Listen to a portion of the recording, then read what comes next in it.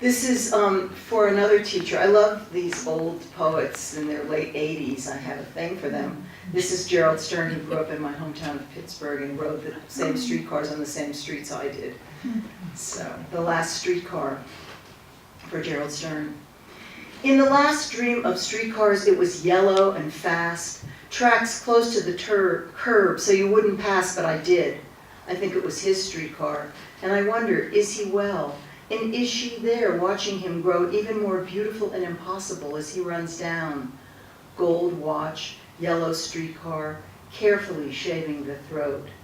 Did he know Ubby Cohen, the most reprobate of the Jewish men of Pittsburgh, the bad influence on my father with his shiksa wife, and my father? Did they ever cross paths, drink in the same bar? Did they pass on Northumberland Street with French poems in his heart, and in my father's the clothing store? I grew up with wool swatches to play with, white on white shirts, and taking inventory.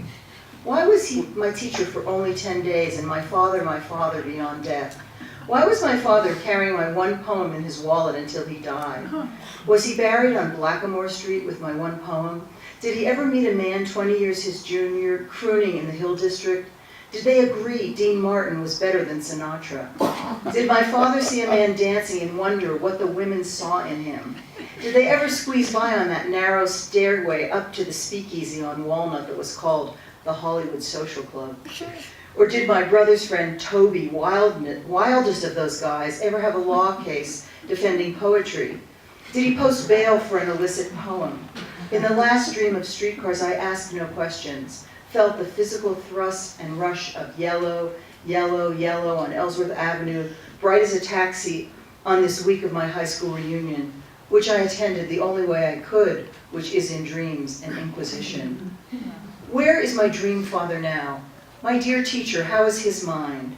And the next generation who never set foot in a streetcar, how can they stand swaying, and how can they bear the French poets? Who will carry Rimbaud? Who holds out a hand for Baudelaire? Where will my old books sail in my wake?